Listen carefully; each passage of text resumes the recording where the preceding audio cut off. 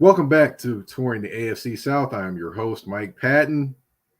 And in case you didn't notice, the Tennessee Titans will be traveling a place far, far away up north. That would be to Lambeau Field. They will be taking on the Green Bay Packers Thursday night football.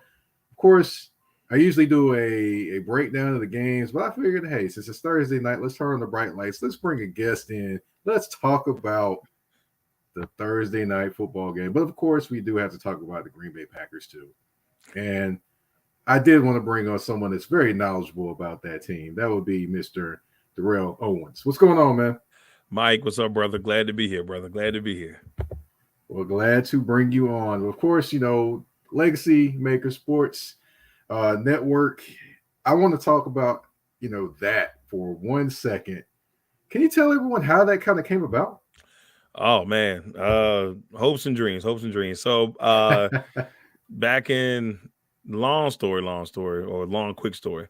Started back in November 10th of 2016. I had done a podcast with a friend of mine's, and that are now part of the network. And at the time they were doing stuff with Fox Sports, and they asked me to come in and do like a guest spot. And I didn't know. I put so much effort and so much love because that's always something I wanted to do. And I went in there, did that, and then next thing you know, I was like, I think this is what I've always wanted to do. I wanted to go to school for it. Why not make it happen? Social media gives you that avenue. Let's make it happen. So podcast started back then. About 10 months into the podcast, I was like, wait a minute, let's make this a network. Let's grow this thing. So built the website from scratch, went and got all this stuff, put everything together, start mapping out a plan on what we wanted to do, bring some videos, really just wanted to cover the Virginia area. Because, Virginia, we don't have a big sport. If you're just doing Virginia, if you do DMV, it's a whole different dream, but just Virginia, sometimes maybe we don't get the national thing. And I said, well, I want to be able to focus on the Virginia area and then expand from there. And that's pretty much what we've done. And, now we cover the Commanders, we cover the Wizards, the Mystics, and UVA. We a little bit Virginia Tech, just a little bit of everything here in the area. So that's how that party got started. Now it's been 6 years since that started. I can't even believe it sometimes. I hear you there. But before we get going any further, I want to pay our respects to the three young men that lost their lives. University of Virginia, our thoughts and prayers go out to you. I know everyone's sick of hearing thoughts and prayers. I know that, but really, I want to pray for these families that don't get to see their loved ones anymore, especially around Thanksgiving. And it's tough, man. Tough to hear that. It's senseless killing. It's rough, Mike. I cover this team, as you know, and been at games, photography at games. I talked to Lavelle Davis, who's the 6'7" receiver who, had really good opportunity to make it at the next level. He just came back off an injury last year. He was hurt. And, now, he was just getting back in his groove. They were trying to get that new offense going. And, it's just weird to me because I spoke to him a month ago. And, he was just upbeat about being back, and maybe making a big push. And now he's not here anymore. And that it sucks. It sucks. Him and the other guys are, just really good young men. One transfer from Wisconsin. The other young man was a starting linebacker, Deshaun Purry.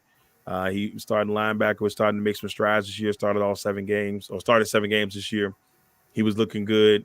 And then their running back, Mike Hollins. And the one positive, I guess you can say, he's made it through surgery. He got shot in the back. It went through his stomach. But he made it through the second surgery. He's doing okay. The 5th student that was hurt is also doing well. But I haven't heard a name. I don't think it was a football player, but it's just senseless. It's just senseless, right, man. Senseless. Right. Definitely. Definitely want to pray for healing, pray for strength for those families during this time. Definitely. But, just wanted to, of course, say that since I know you're in the Virginia area. But, kind of moving forward, do want to kind of talk about, since you are in the Virginia area, you are a Packers fan. Yes. How did this happen? All right. So, quick long story. So what happened was when I was a kid, my hometown team colors are green and gold. Like, when I grew up, my brother was playing high school football at the time. He was probably like a junior, probably one of the best high school players in the area. And, he was out here just destroying people. But we used to go to watch his games every Friday night. I was probably like 7 or 8, still learning the game of football at the time. And I remember one Sunday, Green Bay was playing on TV I think it's Cincinnati. Sterling Sharp, my guy. Whole reason I'm a Packers fan right now, besides the colors. But he was out there playing, and I remember my brother came home and I said, "Hey, bro, I saw you on TV today." He was like, "TV? You see me on TV?" I said, "Yeah." And I kind of showed him, and he was like, "That's the Green Bay Packers. That's not our team. That's the Green Bay Packers." And from that point on, I followed the team since, and that was back in like 1990, that was like 91, 92. When that happened. So I've been a Packers fan ever since. So yeah, and I've been in for the long haul. I've been in long haul. Green and gold, green and gold forever. You were around when the Magic Man was around. Yes, Don. The Magic Man Mikowski, baby. Yeah, it was his last year. I think when I came a fan in his last year being the quarterback before Brett took over. So yeah, gotcha. Hey, I'm gonna go ahead and tell you now. You said a name on here. That's a cuss word on this show. Right now. So we can't say that. We can't even say his name right now. Yeah, no, we can't say the B name no more. Yeah. But you know what though? You're right. 100% right. I'm surprised no one else is saying anything about the things he's done. Yeah. Whatever. Well, the thing I'm noticing is people are saying things about it, and there are articles being written about it. But still, people are saying that no one's saying anything. I'm like, it's right there. ESPN Daily has done a podcast on it 3 or 4 different times on specific people that are involved with it. Yet, people want to say no one's talking about it. People are talking about it. It's just a matter of, do they want to put it out there more in terms of the people gravitating to the information? That's probably the best way to put it. Because, like, when you look at it, we hear Kanye. You hear Kanye and Kyrie, and it's the topic all day long. Everybody knows about it. Everybody know what went down. And then my man did probably, if not way worse than what they did for the most part. And I'm not disrespecting, but for him stealing that amount of money from poor people. So it's like, come on, man. It just doesn't get that main, truly like all around mainstream coverage that it should be getting. But, I'm an Aaron Rodgers fan. So, well, while I hear you there, we're somewhat responsible for that too. The things we react to, because honestly, I don't think we've reacted enough to it, to be honest. But that's just me. I'll leave that there. But of course, we do have to get to the Packers, and it's not necessarily been their greatest season. 4-6, but a big win versus the Cowboys on Sunday. A lot of people didn't think they were going to be able to pull that off, but they did. So how are you feeling about the season so far for your Green Bay Packers? Oh, man. Well, let's see. It started off the way I was kind of afraid it would, especially in Minnesota. As soon as I saw they had Minnesota in game 1, I'm like, even if Minnesota does continues to be the team that they've been the last couple of years, I'm like, still, it's Minnesota, and we don't play well in that dome. And so it started off bad. Then you went 3 in a row, and I'm like, okay, Packers team, it hasn't been pretty, but they're doing it. And then it just went downhill, and they just started losing games, and the offense got worse and worse. And I was like, I don't know and I'm not going to blame it all on the offense. The offense didn't look like they knew what they were doing. The defense was just out there. I was just like, wow, this is hard to watch. Now, I shouldn't complain though, Mike, because as you know, as a Packers fan, I've had years and years. I can count on my probably like one hand how many losing seasons we've had. And they're not a brag. It's just, I'm spoiled as a Packers fan because I'm used to the Packers winning.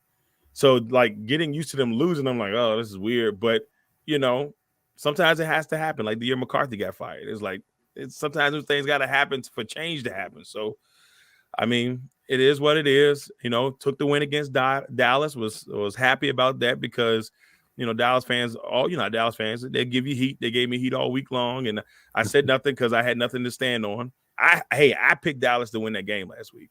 I seen what I've seen from this Packers team, and it hadn't been great. But Very happy to see Christian Watson finally break loose. He's had a really tough season injury-wise, concussions. He had a little bit of a neck type thing going on at one point. He missed a couple games. He missed pretty much all of off season, leading up training camp leading up to the season. So to see him kind of get this, was nice.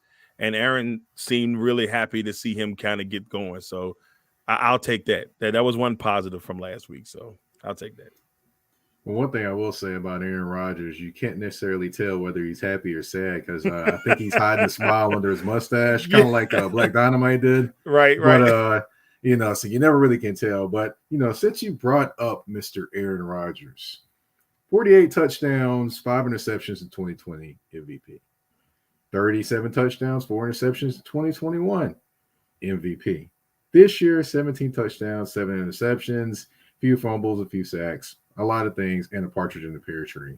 Now, I want to ask, how much of this do you think is on him, and how much do you think is on the actual organization for how he's performed and the team and the offense performed this year? Man, that's a loaded question. That's a loaded question, Mike. It's a loaded question. So, all right. So for Aaron's part, I feel like, and I'll break it down on each end. So Aaron's part, I feel like he, obviously he doesn't have the talent at receiver. We all know that. It's just not there. They didn't go out there.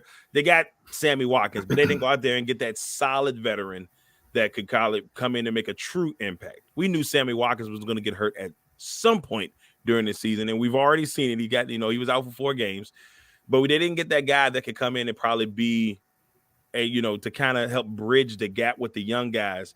So, and you saw the frustration on Aaron's face. He keeps saying crazy things on Pat McAfee's show and in the media about the guys are not this and the guys are not that. I think sometimes that does work. You can kind of motivate the guys, and it's worked for him in the past. He's been able to air his grievances out in the open, and it would work. It did not work for the first couple of games, especially during that 5-game losing streak. It was not working, and he stayed quiet this week, and then Christian Watson has this game, and I'm like, this is a good deal. But some of it, to me, is leadership on his part because, when the ship is in a bad spot, you don't have to say all those things out to the media. Now, I know he was doing that because he probably wanted the front office to make a move.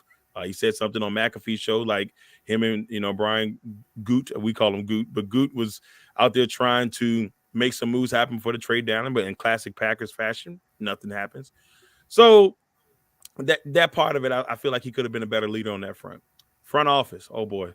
The front office, Mike, and this is the one frustration as a Packers fan, and I know we don't have a lot, to grieve on, but the biggest thing is we always scream because every year you hear the same things. Oh, the Packers need this. They need that. They're going to make this move. Every article you see, oh, the Packers are going to pick up this person. But if you're a real Packers fan, a true Packers fan, you know better.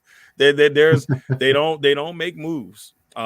Especially and if they do make moves, it's extremely rare that you see the Packers make some type of move in the offseason or even during the season, or when the trade deadline was coming up. I had no hope. I just was like, if it happens, I'll be shocked. But I knew as soon as it went past, and I said, same old Packers. So the front office has a lot to do with this because they tried to get Devontae back. Devontae just wanted to leave. I get tired of people saying like, well, they should have paid him. They offered him more money than Vegas. He wanted to go. You can't stop the man from going.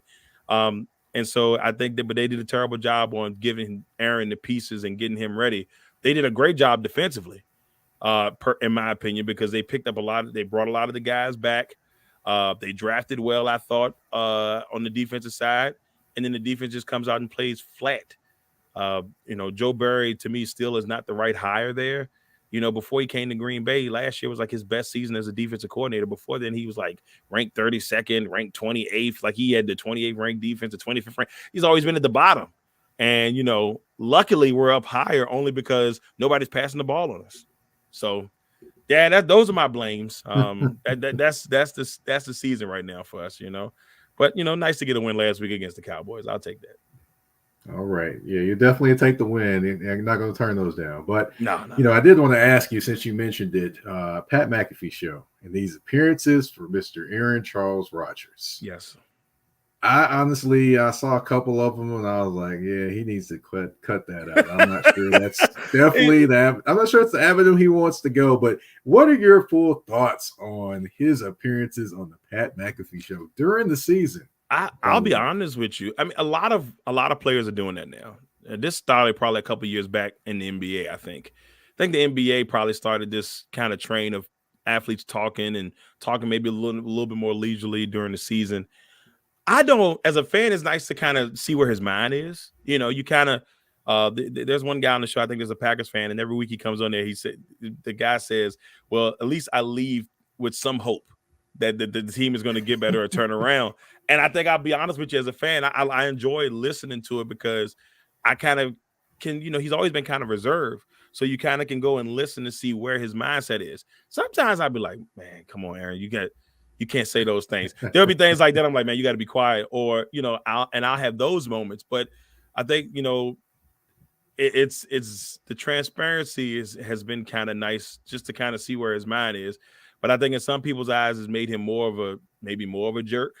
But in some people's eyes, maybe they like just having that access to a quality player or a player like Aaron Rodgers is just to see where their mind is. But some days it's hit or miss. Like, some weeks I'm like, yeah, like last week before the Cowboy game, I thought that was a pretty good show.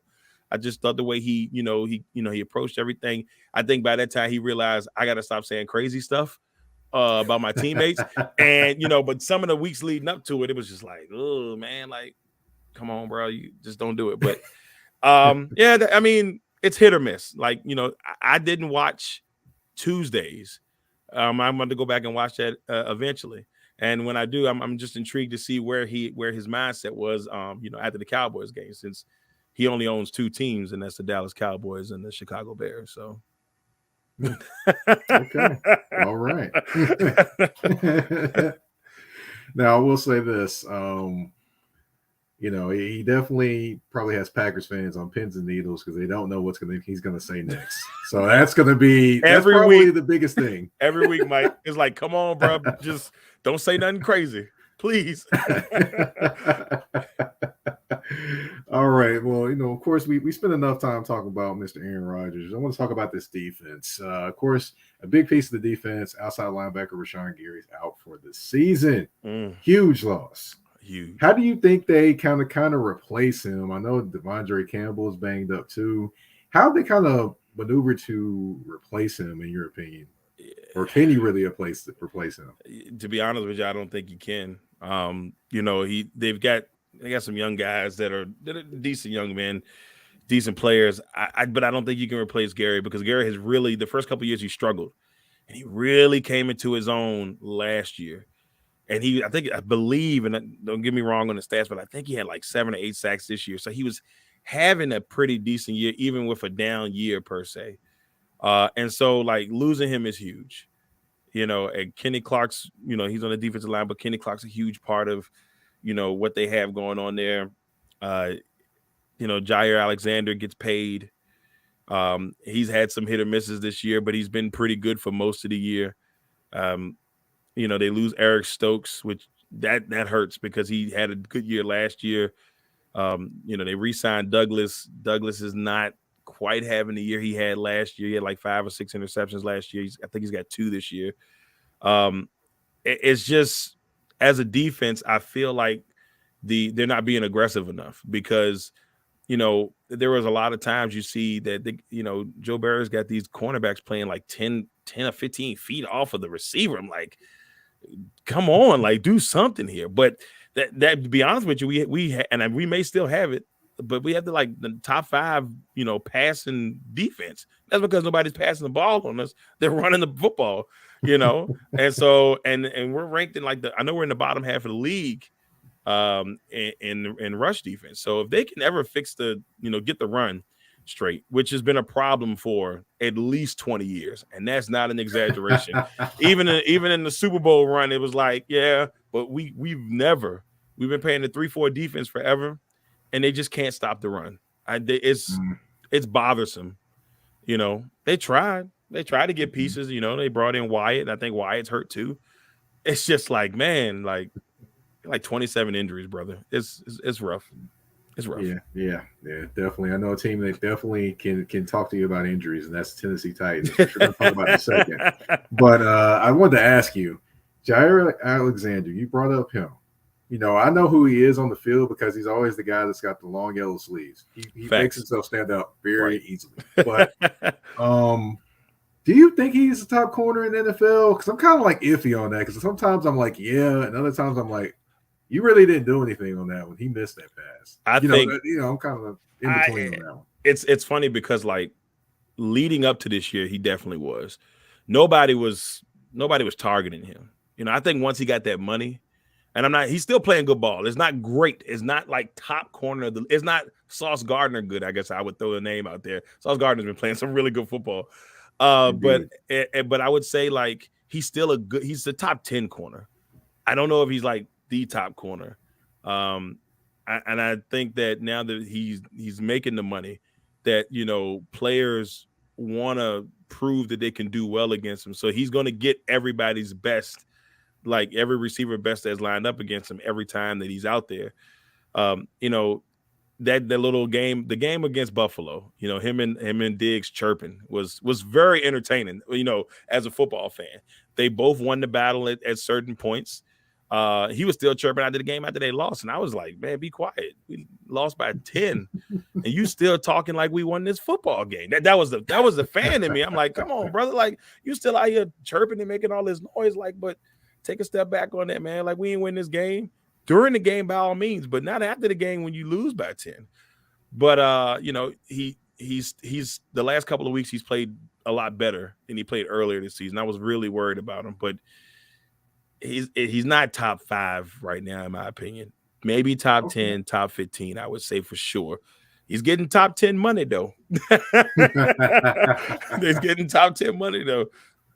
Definitely is. Of course, like I mentioned, another team that can understand the injuries. That is the Tennessee Titans. They played with the most players in NFL history last year, and they're on pace to play with a lot of players this year as well. So, defensively, I would say, offensively, of course, they are.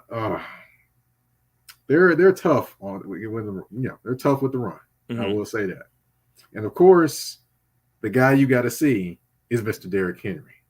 So the last team that was bad against the run that they did face was the Kansas City Chiefs, and you saw what happened there.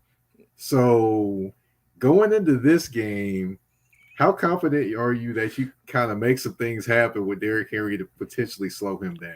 Now, I will tell you before you answer that, the center for the Tennessee Titans is out this game, Ben Jones. He's got a concussion, and he's kind of like the point man for everything that goes on. So that's one thing to think about going into this game. So going into this game, that'll help. That'll help Kenny a little bit. I will say this: the last time these two teams faced each other in Green Bay, a couple seasons ago, when Green Bay got the 1 seed, but it was snowing like crazy outside, and they shut Derrick Henry down. But like I said, it was snowing. But that usually snow weather is a running back's weather. So I was proud of the team that game. I don't know I can't even remember the philosophy they used in that game, but whatever it is, they're going to have to use it in this one because Derrick Henry is clicking on all cylinders. My favorite non-Packer player, there's 2 of them, Josh Allen and Derrick Henry. Those are the 2 guys I love watching that are non-Packers all day, every day. And so I'm kind of like, ooh, get to see Derrick Henry. And I got to see him a couple weeks ago at the Commanders game, and he's still guy's massive, just huge. It's ridiculous. I walked past him and I said, this guy is crazy tall. And I know you've seen him in person on multiple occasions. So just when you see the size of this guy and how powerful he is and just knowing what problems he can cause, if you're Green Bay, you better figure it out quick. But I'm not confident. If I had to be honest with you, if I give you 1 to 10 scale, I said 3. And that's just, and I'm only giving it 3 because you said Ben Jones is out. If Ben Jones is out, I said 1. But because Ben Jones is out and I got a little faith in my man Kenny Clark, I will say 3 for now. Okay. That's All it. right.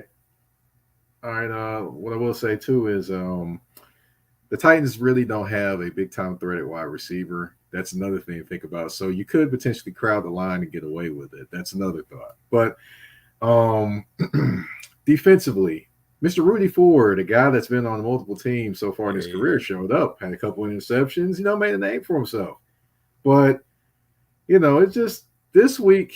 I wonder, how he's going to play. But I'll get into that one. I'll talk about that one another way. But definitely he's going to have to step in the box and take on Derrick Henry, which will be interesting. Offensively, of course, you have Mr. Rodgers back there, but that running game ran for over 200 yards last week, capped off hey, by Aaron Jones. So they're going against a run defense that is pretty stingy, but a pass defense that can allow some big plays.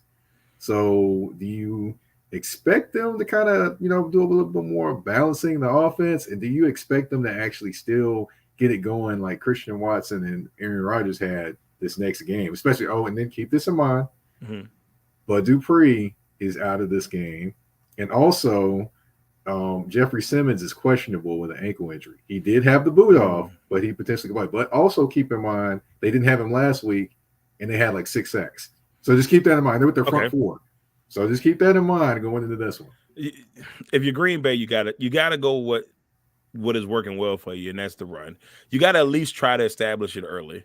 And certain games you can tell they lean on someone a little bit more than others, and there'll be games. I think this will be the type of game they lean on AJ Dillon a little bit more because you still, AJ Dillon at one point was getting a little, I would say, Derrick Henry comparisons at one point when he was starting to get things rolling for him. It hasn't been like that this year. I mean, he still is very productive. He can catch the ball out the backfield. He does, good things like that.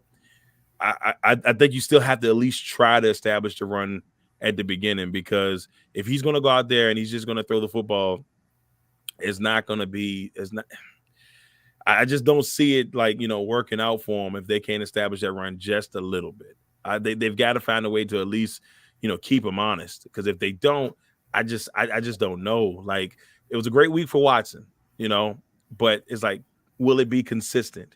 Will he be able to keep that thing going? Because Sammy Watkins will just be out there. Like, I don't think I've even seen him throw the ball. If he throws in the ball, it's like occasionally, So those guys are out there. And, Cobb is supposed to be back this week, which I think will be a little bit of a help to have that little bit of somebody who's in their veteran presence that can kind of, give him something to lean on. Because Cobb was actually having a pretty decent season before he got hurt. It wasn't spectacular, but it was probably, it was a good season for him. And, he was kind of getting, in his groove a little bit before he got hurt. So, but for me, you got to at least try to establish the run. And Aaron Jones has been on fire lately. The last 2 games, he has run the ball really well for this team. But I think they may try to give Dillon a little bit more of it in this one to try to get him going, because in that last Tennessee game they played, it was the Dillon show. Dillon had a really good game in that one. So I kind of expect him to, I think LaFleur may lean on that in this one as well. We're definitely going to see. But of course, I got to get your prediction. Who do you think is going to win this game? All right. So I'm doing my show tomorrow. But I'll go ahead and give the sneak peek. I gotta give it to my man here. So I got Tennessee 24-23 in this one. I'm not sold 100% yet if Green Bay is back. They beat Dallas. It happens. A lot of emotions in that game. McCarthy's there, all that good stuff. But I'm gonna go 24-23 Titans in this one. My heart's telling me Derrick Henry is going to try to feast a lot in this one. So I'm a little bit worried knowing our run defense. Just a little bit worried. Now, we'll say this. Now, last week against the Broncos, Derrick Henry didn't really run the ball that great. They were on him. So you might be right. This might be a game where he definitely tries to eat. Thanksgiving is coming up, so he might be going for the turkey. He might be starving, Mike. For the dressing. He might be going for everything. He might be starving, Mike. He might be like you remember the Martin episode where he hadn't eaten any type of meat or beef or anything, and Gina took the whole meal and he was on the side. That might be Derrick Henry this week. That just might be him. Then he's gonna cave in and just cave the whole table in, man. That's scary. That's scary, Mike. If that's the case, we're in trouble. We're in a lot of trouble. So I personally, as long as they keep it competitive and I see improvement, I'll be happy as a fan because, there's a really good draft. So if we do continue to do terrible, I mean, top 10 pick is going to be a really solid pick this year in this NFL draft. So, but as a fan, I want to see him win. But I got Tennessee though. I'm gonna stick with Tennessee. I like Derrick Henry. I don't know if we're gonna stop the run. That's my concern. That's my concern. Well, we'll definitely see on Thursday Night Football. But of course, we have reached the end of the show, which means we do have a game. There's 5 questions, 2 answers. You got to make one choice. Are you ready? So 5 answers, and I got to make 5 questions. 5 questions. There's 2 answers to those questions, and there's one choice you got to make. Okay. I'm going to give it a shot. Yeah, I think I'm ready. Okay. All right. I'm going to give you 2 Green Bay wide receivers. You got to make a choice. Donald Driver or Antonio Freeman? Ooh. I'm going to go with Donald. I love Antonio. I got much love to Antonio Donald. One of the best catches I've ever seen. That rolled on his back and everything, and then he caught it. I remember watching that game thinking to myself, did that just really happen? I couldn't figure out why he got up and ran. I'm like, oh, he scored? Touchdown. I'll take it. All right. Well, I think I know what your answer is going to be on this next one. Devontae Adams or Sterling Sharp? Sterling Sharp. Yeah, I know it. I know it. I mean, he's the reason I'm a Packers fan. I love Devontae Adams. He should still be there, but Sterling Sharp is the reason I became a Packers fan. Like, gotcha. Yeah, I was still hurt that he got hurt. Still hurt. Yeah, man. He would be Hall of Fame easy. He should still be in the Hall of Fame anyway. Yeah, he's a final. He's a I think initial finalist this year. So we'll see if it comes through for him, man. I'm praying for him, man. He deserves it. He does, definitely. Okay, 2 teams in your division. You got to cheer for one of them, one game. Chicago Bears or the Minnesota Vikings? Bears. Which one are you cheering for? Bears. I hate Minnesota. That's not even close, Mike. I hate Minnesota. So boy, Bears all day. So Raphael can smile about that one. Oh my goodness. Now, of course, we've got running backs. We've got today's running back versus the past. Amon Green and Aaron Jones. Which one are you taking? Give me Jonesy. I'm telling Amon, man, he gonna turn to Batman on you. Well, but look, man, and it's a tough call, but the reason why, and knock on wood, Aaron protects the ball a little bit better than Amon did. But they were both great backs. They're both great backs. So, but I'm gonna go with Aaron Jones because of that one reason. Okay. All right. Last one. Battle of safeties. Charles Woodson or Leroy Butler? Oh, why you doing me like that, man? Look, friend of the show. Had him on my episode, a 1-on-1. He's been on a couple of times. He's my guy, man. I mean, we keep in contact all the time. I got to go with LB, baby. Hall of Famer Leroy Butler. Oh man, over Mr. Versatility. I'm sorry, man. I gotta go with my guy, man. And I love. That's what I'm saying. It's tough, man. These are good questions, by the way, because you're not gonna. It's not a bad answer either way. You got Hall of Famers on both sides, but I'm gonna go with Leroy. All right. No, his mama call him Leroy. We're gonna call him Leroy here. There we go. All right. So we have reached the end of the questions. We have reached the end of the show. Thank you again for coming on. The floor is yours. Tell everyone what you're working on, where they can find you on social media. Oh man, probably working on too much. All right, everybody. So you can find me on Twitter and at Instagram at DLO_legacy. You can find me on Facebook at Darrell Owens Sr. Our YouTube page is Legacy Maker Sports. Our Instagram page is Legacy Maker Sports. Legacy Maker Sports Network on Facebook. Our website is www.legacymakersports.com. We cover everything Virginia. We do some, stuff in the DMV area, Commanders, Wizards, Mystics, you name it, UVA football, all that good stuff. And right now, I'm heading to Houston this week to watch Commanders and do photography for Commanders and and Texans. So I'm very intrigued to see how that goes. Taylor Heineke should be getting the start, is what I heard. So it'll be my second time in Houston. I haven't been to Houston since 2011. So that's what I got going on right now. Also doing some things with Sports Illustrated fan nation page, Inside the Wizards. So if you get a chance, go ahead, pop on over to our Inside the Wizards page on SI and give us a look. All right. And hey, while you're down in Houston, man, tell Bun B and Slim Dog I said what's up too. I will. About the tipping on the 4-4s, man. So, but but yeah, thank you for coming on. Thank you everyone for tuning in. You've been listening and tuning in to Touring the AFC South with your host, Mike Patton. We're out.